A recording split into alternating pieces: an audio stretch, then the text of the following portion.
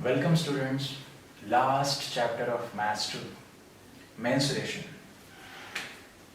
ये एक ऐसा चैप्टर है Maths 2 का जिसमें आपको ज़्यादा दिमाग बिल्कुल नहीं लगाना है। अगर आप multiplication, division, addition, decimal, fraction इस सब में अगर आप बहुत फास्ट हो, एक्यूरेट हो, तो ये चैप्टर आपको अच्छा लगेगा। अगर टेबल्स, मल्टीप्लिकेशन, डिवीजन, डेसिमल देख के अगर आपको डर लगता हो, एलसीएम, तो ये चैप्टर आपको बहुत सताएगा।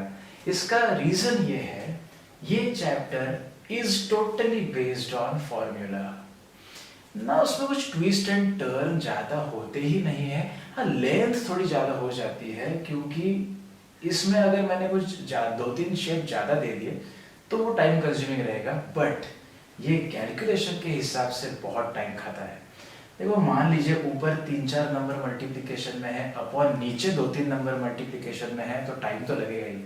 और अगर बीच में अगर वो नंबर में कोई 1-2 डेसिमल वाले बैठे हैं तो थोड़े टीडियस हो जाते हैं कैलकुलेशन।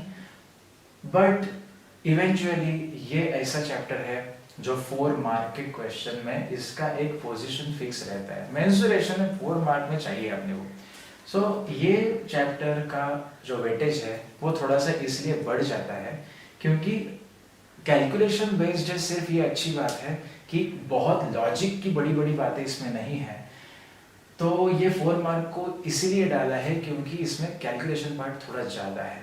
तो कैलकुलेशन करते करते हमारा थोड़ा टाइम कंजम्पशन जिसमें थोड़ा लग जाता है वो 4 मार्क में आ सकता है। तो it's good to learn this chapter, but mensuration को भूल जाओ अगर आपने फॉर्मूले नहीं मगअप किए तो। देखो, अभी 7.1 इज अ मिक्स, 7.234 सॉर्टेड है कि हमें इसके ऊपर ही सम्स डालने हैं। 7.1 मिक्स है क्योंकि हमने 8 स्टैंडर्ड से लेके आज तक स्फीयर पढ़ा है, सिलेंडर को पढ़ा है, कोन देखा है।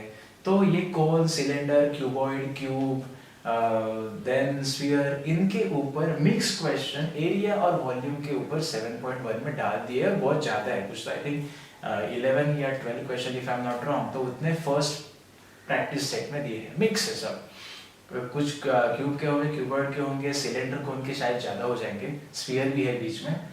तो ऐसे मिक्स क्वेश्चन के आपको सभी के एरिया, सभी के वॉल्यूम सब मालूम होना चाहिए। अगर मैंने आपको रैंडमली पूछा what is the volume of cone, तो इंस्टेंटली आपको उसका आंसर अगर आता है तो आपको ये सॉल्व करने में ज़्यादा दिक्कत नहीं होगी। तो 1/3 pier square H, volume of cylinder pier square H, total surface area of cuboid 2 into bracket LB + BH + LH। ये अगर आपके दिमाग में एकदम फिट है, of course it will take time, आपको ये सब बातें लिखनी है। 7.2 में उन्होंने नया एक टॉपिक इंट्रोड्यूस किया है, फ्रस्टम ऑफ कोन, और उसके 4 अलग से फॉर्मूले हैं और वो छोटे नहीं, इतने लंबे लंबे फॉर्मूले हैं। 7.3 में और नया कंसेप्ट आ जाता है, area of sector and length of arc का रिलेशन, जिसके ऊपर भी बहुत ज़्यादा क्वेश्चन है। आई थिंक 13 और समथिंग क्वेश्चन इन 7.3। और 7.4 हो जाता है सेगमेंट के ऊपर, एक ही फॉर्मूला है लेकिन वो फॉर्मूला ऐसा बड़ा, मतलब साइज से अच्छा है वो फॉर्मूला। तो सेगमेंट ऑफ द सर्कल, तो ना तो सिर्फ 8-9 के फॉर्मूले रटने हैं बल्कि और 3 नए कंसेप्ट ऐड होते हैं मेंसुरेशन में, उनके फॉर्मूले भी हमें मगअप करने हैं। हमारे मैथ्स 1 और मैथ्स 2 को मिला के प्रॉपर्टीज, थियरम्स, फॉर्मूले ये होते हैं अराउंड 60। उसमें से only mensuration is consisting up to 25 फॉर्मूले। तो वो 60 में से 25 तक अगर मेंसुरेशन के ही फॉर्मूले जा रहे हो तो आप सोच सकते हो इसके फॉर्मूले रटना कितनी इम्पोर्टेंट बात है। तो चलो, विदाउट वेस्टिंग टाइम, फॉर्मूला क्या होता है, कैसे होता है, ये मैं अभी आपको नहीं बताऊंगा, आपके दिमाग में होना चाहिए। एटलीस्ट ये वीडियो देखते समय आपके सामने तो वो फॉर्मूलेज होने चाहिए। और दूसरी बात, ये वीडियो में मैं फाइनल आंसर कैलकुलेशन करके आपको नहीं बताऊंगा क्योंकि something into something upon any different number, इनका डिवीजन मल्टीप्लिकेशन हम लोग स्कूल के बेसिक से करते आए हैं। अगर वो आपको नहीं जम रहा है या फिर आप उसमें गलत हो रहे हो तो we need to brush up the basics of the mathematics, it's very important. तो हाँ, मैं मानता हूँ कि कैलकुलेशन इतने सिंपल नहीं रहेंगे, बट 10वीं है तो इतनी तो बात बनती है स्टूडेंट्स की हमें उतने कॉम्प्लिकेटेड कैलकुलेशंस आ जाए। तो चलो 7.1 के कुछ थोड़े से ट्रिकी क्वेश्चन देख लेते हैं। तो 7.1 में है टोटल क्वेश्चन 12। शुरू के 5 क्वेश्चन या something they are very very simple and straightforward, जो आपको फटाक से बता देता हूँ। Find volume of a cone if radius and perpendicular height is given. r दिया है, h दिया है, वॉल्यूम ऑफ कोन पूछा है जिसका फॉर्मूला होता है 1/3 pi r square h। r is given, h is given, pi की वैल्यू अगर नहीं दी हुई होती है देन यू बेटर टेक 22/7 अगर 7 से कुछ डिवाइड हो रहा है, और it's your wish, you can take even 3.14। सब कुछ दिया है, फॉर्मूला में डालो, मल्टीप्लिकेशन करना आपका काम है, वो आंसर आपको निकालना है। Second question, find volume of sphere if diameter is 6 centimetre. तो अभी वॉल्यूम ऑफ स्फीयर क्या हो जाता है 4/3 pi r cube. So 4/3 pi r cube में डायमीटर दिया है मतलब रेडियस मिल गई, पाई आप ले लो, एक तो 3.14 या 22/7 मिल गया आंसर। वैसे ही थर्ड, वैसे ही फोर्थ, वैसे ही फिफ्थ। फॉर्मूला यहाँ पे होगा तो आपको फटाक से एग्जाम में लिखने में और आंसर निकालने में आसानी होगी। अभी सॉल्व करते हैं क्वेश्चन नंबर 6 को। ये ऐसे जो क्वेश्चन होते हैं ना कि इसको मेल्ट किया और ये चीज बना दी, तो ये क्वेश्चन ज्यादातर आप एग्जाम में देखोगे क्योंकि उसमें दो शेप कंसीडर हो जाते हैं, दोनों के फॉर्मूलेज आ जाते हैं, तो कॉम्प्लेक्सिटी बढ़ जाती है। Observe the measures of pot in the figure A and B. How many jugs of water can a cylindrical pot hold? तो गिवन में ऐसा कुछ नहीं है, सीधी डायग्राम दी है, डायग्राम में ही सारे नोटेशंस दिए हैं, तो मैं उन नोटेशन को कन्वर्ट कर देता हूं मेरे गिवन में। फॉर कोन या फिर for conical jug, you can say conical jug, for conical jug क्या क्या दिया है मुझे। Radius you can see in the diagram, r is equal to 3.5 centimetres. Then you can see perpendicular height दी हुई है that is 10 centimetre. For second is cylindrical pot. For cylindrical pot I am having dimensions, dimensions है, इसकी भी height दी हुई है 10 centimetre और इसका जो रेडियस है वो है 7 सेंटीमीटर। अगर कंफ्यूजन ना हो तो इसको बोल दो R1H1, इसको बोल दो R2H2, तो आपको कंफ्यूजन नहीं हो जाएगा। अभी दो डायमेंशंस दिए, पूछा क्या है कोनिकल जग से वो सिलेंड्रिकल पॉट में कितना पानी जाएगा। So how many conical jugs of water cylindrical pot can hold. So फंडा एकदम सिंपल है, मुझे निकालना है number of conical jug, number of conical jugs of water cylindrical pot can hold, cylindrical pot can hold। तो मुझे एक बात बताओ, एक चीज से दूसरे बड़े चीज में मैं कुछ डाल रहा हूं। So conical jug pouring water in a big cylindrical pot, तो cylindrical pot का वॉल्यूम अपॉन कोनिकल जग का वॉल्यूम, ये मुझे देगा answer number of jugs required to fill.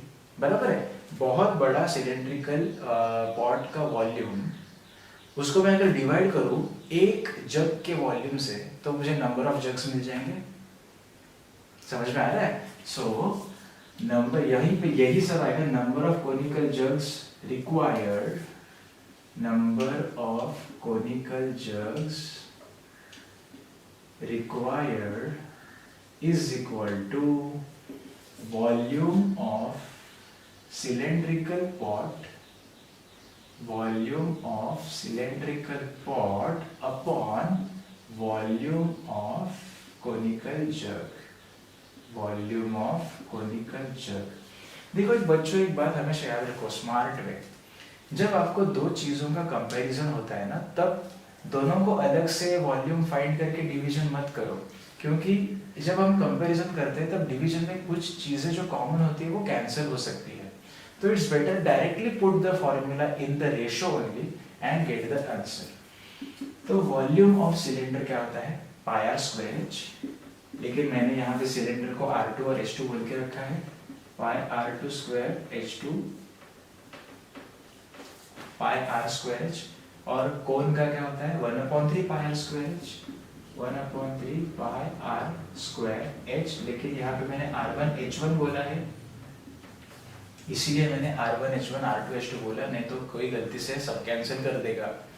तो यहाँ पे कैंसिल होगा पाई कैंसिल, बाकी सब वैल्यूज दिए हैं सब्स्टिट्यूट कर दो, ये अपॉन 1/3 जाएगा ऊपर, तो जब वैल्यू सब्स्टिट्यूट करेंगे तो R2 का स्क्वायर 7 का स्क्वायर, 7 का स्क्वायर आप चाहे तो 7 × 7 लिख सकते हो, इनटू H2 10, और ये जो नीचे 3 बैठा है ना अपॉन 1/3, ये जाएगा ऊपर की तरफ, नीचे R1 स्क्वायर 3.5 का स्क्वायर 3.5 × 3.5,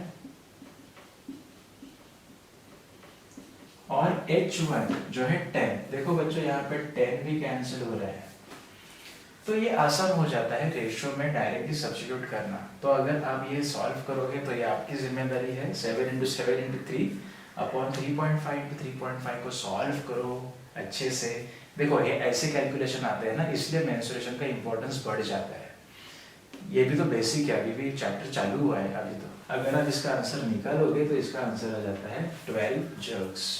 समझ में आ गया? चलो कोई और ट्रिकी सम देख लेते हैं। वैसे 6 ऑनवर्ड सारे सम इम्पोर्टेंट है, बट वो ट्रिकी नहीं है, उसमें हमें 2-3 शेप दिए हुए हैं, तो उन सब का वॉल्यूम या फिर उन सब का एरिया हमें कैलकुलेट करके ऐड करना पड़ता है। So that is the case. Menstruation का प्रॉब्लम सेट बड़ा अच्छा है, उसमें से अगर आप सम ट्राई करोगे देन आपको बहुत हेल्प होगी to develop your analytical skills. 6th question किया, सेम 9th है, सेम टू सेम, मतलब जहाँ पे भी कंपैरिजन था 9th क्वेश्चन में भी हमें कंपैरिजन ही है। वहाँ पे दोनों सिलेंड्रिकल ही है शायद से, टॉफीज और वो जो रैपर है वो था सिलेंड्रिकल, तो हमें वही करना है जो अभी ये सबने किया था, सेम लॉजिक वहाँ पे भी लगेगा। Then 7th and 8th question में हमें 2 या 3 शेप में दिया हुआ है जो सम है। चलो 8th सम आपको बता देता हूँ तो आपको 7th भी आ जाएगा। 8th क्वेश्चन एक डायग्राम है कुछ इस तरह, A figure is a toy made up of hemisphere, cylinder and cone as shown। फिर से उन्होंने सारी चीजें डायग्राम में ही दी हुई है, आपको क्विकली समझा देता हूँ, आप घर पे सॉल्व करो, ट्राई करो। इधर हाइट है इसकी 4, दिस इज 4 सेंटीमीटर्स, और उसकी रेडियस है 3 सेंटीमीटर्स, तो रेडियस है 3 सेंटीमीटर। फिर जो सिलेंडर है उसकी हाइट दी हुई है मुझे, this is the height of cylinder that is 40 centimetre, और हेमिस्फीयर का कुछ भी नहीं दिया है, और उन्होंने पूछा है कि टोटल एरिया निकालो टॉय का। बच्चों मुझे एक बात बताओ, टॉय का टोटल एरिया निकालेंगे, वो कर्व सरफेस रहेगा या टोटल सरफेस एरिया रहेगा? हमेशा ये बात समझो कि कब कर्व सरफेस निकालना है और कब टोटल सरफेस एरिया निकालना है। कर्व सरफेस एरिया तभी आएगा जब मुझे उसके टॉप और बॉटम एंड से कोई लेना देना नहीं है। मान लो मेरे ये रूम में एक पिलर लगाया, उस पिलर को मुझे अगर पेंट करना है तो मैं सिर्फ कर्व एरिया को ही पेंट करूंगा ना तो उसका बेस ऊपर का और नीचे का तोड़ के वो बेस को भी पेंट करूंगा, नहीं, वो पिलर है वो सिर्फ सराउंडिंग से पेंट होगा। ये भी टॉय है, ये टॉय सिर्फ बाहर के आउटर लाइन से मुझे उसका एरिया निकालना है। जो सिलेंडर के ये जो दोनों पार्ट है, इन दोनों पार्ट को मैं क्यों कंसीडर करूं? I am going to consider only this, then cone, and यहाँ पे हेमिस्फीयर है। समझ में आ रहा है? तो टोटल सरफेस एरिया कब निकाले और कर्व सरफेस एरिया कब निकाले? जब हम उनके एंड को नहीं कंसीडर करना चाहते, सिलेंडर हो, then we are only dealing with this part but not this one, then we are going to do curved surface area या फिर total surface area तब लेना है जब इन दोनों को कंसीडर करना हो। ये शायद ही आपको कोई बताएगा या बुक में लिखा होगा, but you should understand this things. तो इन तीनों का मुझे निकालना है कर्व्ड सरफेस एरिया। अभी आपको सोचना पड़ेगा कोन का कर्व्ड सरफेस एरिया क्या होता है, पाई आर एल। एल मतलब क्या, स्लैंट हाइट। ये 8th और 9th में आपने देखा है। एल कैसे निकाले, एल का फॉर्मूला होता है √h² + r²। h और r दिया हुआ है, पाई नहीं दिया हुआ है, सो इट्स योर चॉइस, क्या पाई ले सकते हो वो आप ले सकते हो। सिलेंडर का कर्व्ड सरफेस एरिया क्या होता है, 2πrh। ये होता है सिलेंडर का curved surface area. So we are going to have height 40 centimetre, radius 3 centimetre, common है दोनों के लिए, पाई आपकी मर्जी। और हेमिस्फीयर का कर्व्ड सरफेस एरिया होता है 2πr²। r मालूम है 3 सेंटीमीटर। तो डोंट यू थिंक इसमें लॉजिक किधर है, इसमें लॉजिक कम है बहुत। हाँ, कर्व्ड सरफेस एरिया आइडेंटिफाई करना कैसे आता है ये आपको एक बार समझ गया तो कोई भी समझ जाए, आप वो आइडेंटिफाई कर सकते हो। But where is the logic, I just have to take the values, substitute in the respective formula, add them, I will get the total area of the toy. But ये question exam में एक बार आके गया है for 4 marks. So calculative part ज़्यादा है तो आपको ये अच्छे से जमेगा, इसको try करो आप। जैसे 8th question में एरिया का था, 7th question में वॉल्यूम की बात है, दोनों का वॉल्यूम वहाँ पे ऐड करना है। 6, 7, 8, 9 समझा आपको। चलो 12th क्वेश्चन अच्छे से करते हैं because that is important. 12th question क्या है, as shown in the figure a cylindrical glass contains water to the brim. एक सिलेंड्रिकल शेप का ग्लास है जिसमें पानी भरा हुआ है। अभी जो पीछे आंसर दिया हुआ है उस हिसाब से पानी पूरा भरा हुआ है टिल दिस, लेकिन डायग्राम में उन्होंने थोड़ी सी मिस्टेक की है, पानी की लेवल थोड़ी कम दिखाई है। पानी पूरा भरा हुआ है इसमें कंप्लीट। तो टेक्स्ट बुक के आंसर के हिसाब से पानी का लेवल पूरा कट टू कट होना चाहिए। A metal sphere of diameter 2 cm is immersed in it. एक डाल दिया उसके अंदर sphere. Find the volume of water remaining in the glass. तो पूछा है वो स्फीयर डालने के बाद कितना पानी उसके अंदर रहेगा। क्यों? In this case, volume of cylindrical जो भी ग्लास है is nothing but equal to volume of water. तो वो हो जाएगा what is the volume of cylinder, πr²h। अभी उन्होंने नोटेशंस दिए हुए हैं क्या, 30 and 14 सेंटीमीटर। डायग्राम में उन्होंने ये दिया है 30 सेंटीमीटर और इसको दिया है 14 सेंटीमीटर। तो अगर डायमीटर है 14 सेंटीमीटर तो रेडियस निकालना कौन सी बड़ी बात है। तो ये स्टेप यहाँ पे आ जाएगा, diameter is 14 centimetre, therefore radius हो जाती है 14/2, that is 7 सेंटीमीटर। यहाँ पे वैल्यू सब्स्टिट्यूट करेंगे, पर्पसली पाई लेंगे 22/7, उन्होंने दिया नहीं है। r² 7 और हाइट है 30, r² है तो 2 बार लिखा, 7 7 कैंसिल। या फिर कभी कभी वो लोग लिख देते हैं कि keep the answer in the pi. अभी उन्होंने पीछे आंसर पाई में दिया है, वो मैंने अभी देख लिया, तो इसको पाई ही रख देते हैं। why to substitute this, so 7 × 7 में 30। अगर आप मल्टीप्लिकेशन करोगे तो इसका आंसर आ जाएगा 1470 पाई। यूनिट लिखना मत भूलना, वॉल्यूम है सेंटीमीटर क्यूब। चलो वॉल्यूम, वाटर का वॉल्यूम तो निकाल दिया, अभी स्फीयर का वॉल्यूम निकालते हैं। वॉल्यूम ऑफ स्फेरिकल बॉल है ना वो, volume of metal sphere, volume of metal sphere is equal to, what is the volume of sphere, 4/3 pi r cube, 4/3 pi r cube। तो चलो आंसर अगर पाई में रखना है तो आसान हो जाएगा। अभी स्फीयर के डायमेंशंस क्या है, स्फीयर का डायमीटर है 2 सेंटीमीटर, तो उसका रेडियस क्या हो जाएगा 1 सेंटीमीटर। तो आप वो स्टेप्स दिखा दो, I am explaining you the logic. r³ 1 × 1 × 1, तो ये क्या 1 ही हो जाएगा ना, तो भाई इसका आंसर क्या आ गया 4/3 × पाई cm³। तो मुझे एक बात बताओ, इतने वॉल्यूम में इतना वॉल्यूम का स्फीयर डाला तो पानी बाहर आ गया, तो जो पानी बाहर आएगा वो स्फीयर के वॉल्यूम के इतना ही रहेगा ना, जितना मैंने वॉल्यूम डाला है उतना ही वॉल्यूम का पानी बाहर आएगा। इसका मतलब जो क्वेश्चन पूछा है volume of water remains in pot or glass is nothing but volume of water minus volume of metal sphere. Agree with this? ये जो ओरिजिनल वॉल्यूम ऑफ वाटर है 1470 पाई, इसमें से अगर मैं volume of metal sphere minus कर दूं तो इसका आंसर मुझे आ जाता है एलसीएम वगैरह लेके 1468.67 पाई cm क्यूब। इतना पानी उसके अंदर रहेगा। बुक में डायग्राम भी रॉन्ग प्रिंट हुआ है और उन्होंने जो पीछे आंसर दिया है वो भी पाई में रखा है, लेकिन वहाँ कुछ किधर मेंशन नहीं किया है, तो ऐसे मिस्टेक थोड़े हो जाते हैं बुक में। आप अंडरस्टैंड करके लो और अच्छी तरह से अपने बुक में सॉल्व करो। 7.1 actually very straight on the track चलने वाला चैप्टर है। एक ही की पॉइंट है, फॉर्मूले एंड फॉर्मूले, उनको याद रखो। अभी 7.2 है फ्रस्टम के ऊपर।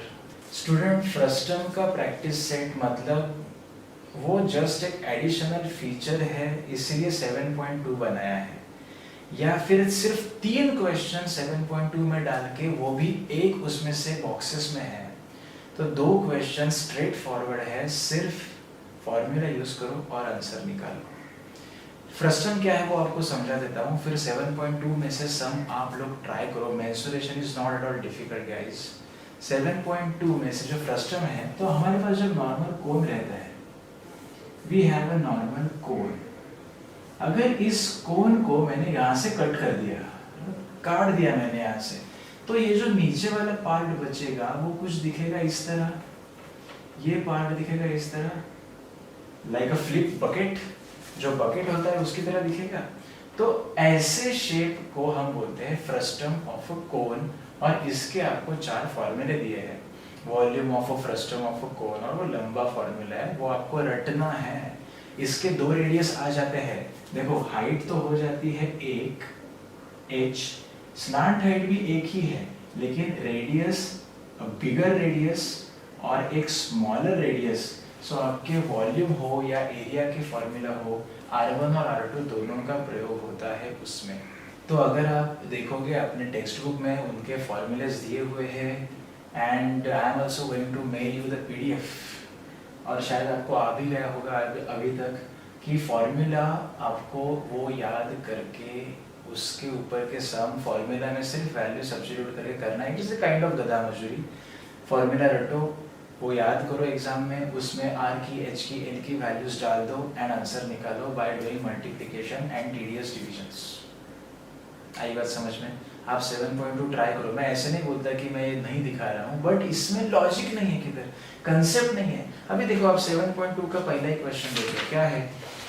If radii of 2 circular ends of frustum shaped bucket is 14 and 7, ये है 14, ये है 7. Height of bucket is 30, ये है 30. How many liters of water it can hold? ऐसे क्वेश्चन में निकालते हैं वॉल्यूम। जब कुछ फिल करता है कोई, उसको वॉल्यूम, तो वॉल्यूम का फॉर्मूला क्या है? ये है वॉल्यूम का फॉर्मूला। आपको R1 मालूम है, आपको R2 मालूम है, आपको H मालूम है, पाई अगर दिया होगा तो ठीक, नहीं दिया है तो आपकी मर्जी। 22/7 लो या 3.14, वैल्यू सब्स्टिट्यूट करो और आंसर निकालो गाइस। इसमें कुछ समझाने जैसा नहीं है। तो you can solve this first and second and third question, तो बॉक्स में है। फ्रस्टम को फटाक से फिनिश कर दो, और अगला जो है that is very very important, that is arc and segment. तो उसके ऊपर कुछ हम 4-5 सम देख लेंगे।